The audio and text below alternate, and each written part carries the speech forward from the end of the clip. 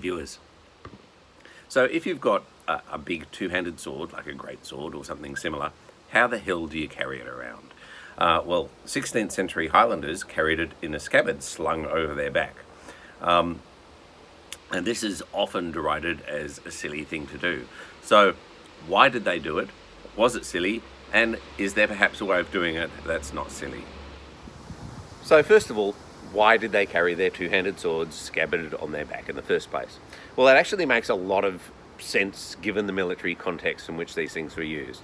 So Highland redshank mercenaries and Irish gallegusses in 16th century Ireland used these big two-handed swords, but that wasn't the only thing that they were armed with. They actually went into battle armed with a bow and arrow and usually some throwing darts as well.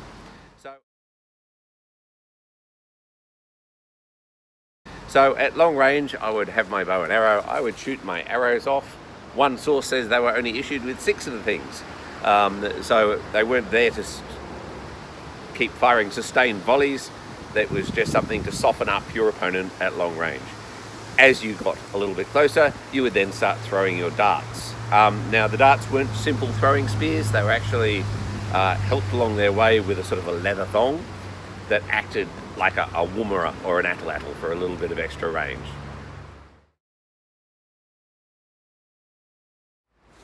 So I'd have maybe 3 or 4 of those, and I would, as I got closer, I would throw those. Once I've used up all my missile weapons and I'm still a little way away from the enemy, that's when I would draw my sword. And this is the point at which people say, but this is where it's silly because it's on my back. How am I supposed to get it? I could do that, and then I could pull it up, and I'd have to pull it up and out and out, and so obviously that doesn't work. Option number 2, which is what is usually assumed, is I would then stop and take it off my back. And then I could draw it in the usual fashion and then, I don't know, throw that away or give it to my ghillie to hold for me till after the battle. But I would lose that and then I would be ready to fight. But even that's pretty bloody slow when, having thrown your darts and having the other guys thrown their darts at you, you're probably running at each other. So you're not necessarily going to have a lot of time to waste getting your sword out. That to me seems pretty unlikely. So the third option is, well, what if I could just draw it?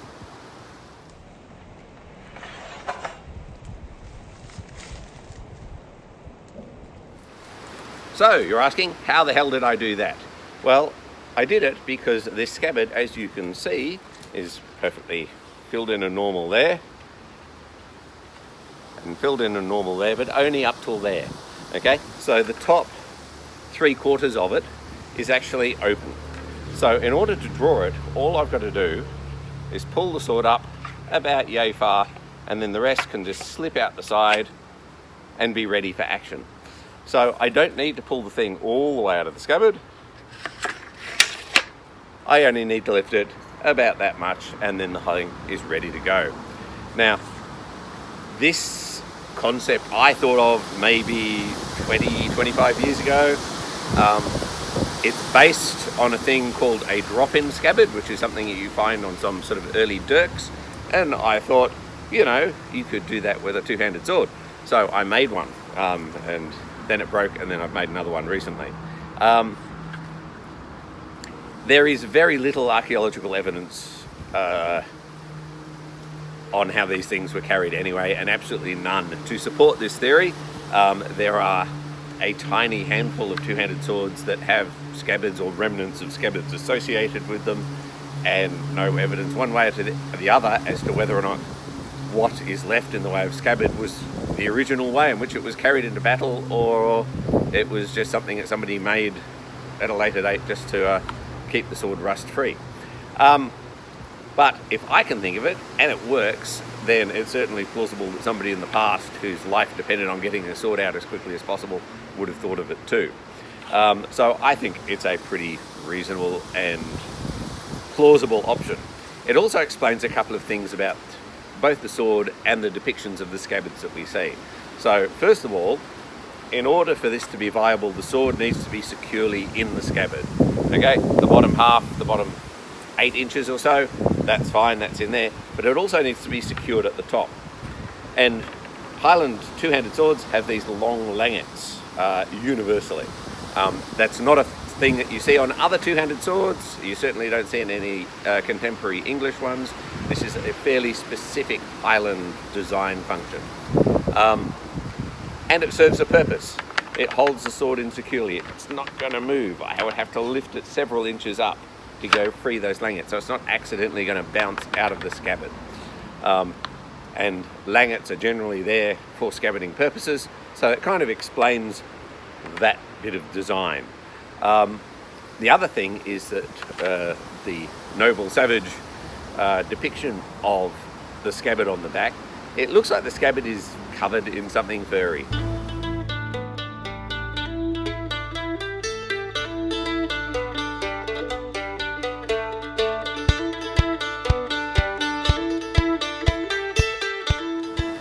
So there's obviously some sort of fringe that's covered in maybe sheepskin or something like that, where they've left the wool on and it's got this sort of furry edge down there.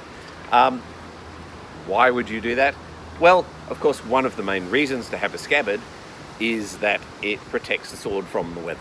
And that's, you know, in Scotland and Ireland, that would be particularly important. And as it is, sitting on my back like this, the rain could definitely get in down that edge and ruin the whole thing. If, however, it's covered with some sort of furry mantle that covers that side, that would help seal the whole thing, prevent the water getting in without interfering with the removal of the sword. So it explains that rather odd feature as well. So that's my idea. Drop-in scabbard for the Highland two-handed sword, allowing you to run around the battlefield, shoot your bows, throw your darts, hands are perfectly free until you want your sword, in which case you just get your sword. So by now, obviously you're both convinced and you want to make one for yourself because it's cool. So the rest of this video, I'm just going to show you how to make one because I'm going to make another one for another one of the swords that I've got. So if you're interested in making one, I'm going to briefly outline the steps I take because I'm going to make another one for my featherized Hanway Claymore. So first of all, you're going to need 2 wide but thin pieces of wood that are long enough and wide enough for the blade, and 2 thin pieces of wood to go down the sides. And the other thing you're going to need is glue. And I'm going to give you some advice. Don't skimp on the glue. I'm using super strength 24-hour araldite for this. Having a strong glue is really important for its longevity.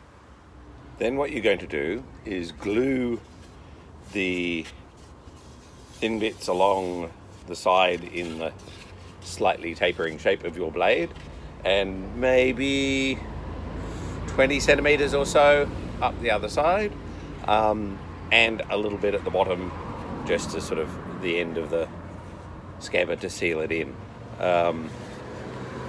So it ends up looking a little bit like that. Now note that this is the back of the scabbard, so assuming you're a right-hander who wishes to draw their sword over their right shoulder, it's going to sit like that, which means that the long bit, the bit that is sealed, is on the right-hand side as you're looking at the piece of wood, and the open side is the left-hand side. Don't get that mixed up. So that's basically the back. So the next thing that we've got to do is add the strap so that we can hang it down our back, and cut out little bits here for the langets. So I've cut out the gap for the langets, and I put 2 bolts in, one up the top, one about an arm span down, which is going to be the bit for the lower strap. So the bolts are just sticking through there, and they've got quite big lumps. That's going to get in the way, so I'm going to take an angle grinder and grind the tips down till they're maybe 1/2 mil thick, you know, as thin as I can reasonably get them. So with some precision angle grinding, I have now ground the tips of those bolts as flat as I reasonably can. So they're now, like I say, about 1/2 mil.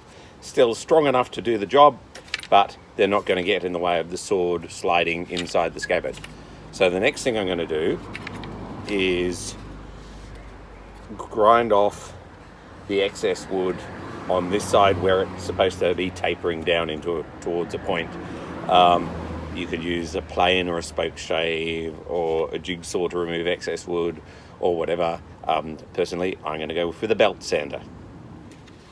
So now I've sanded down the side, the sealed side, to give it a slight taper. This is, it's a Claymore, it doesn't taper very much. But depending on how pointy your sword is, that could come down quite pointy. Shaped over there, you can see why that little bit of wood is there now, because that gives it a nice solid little end.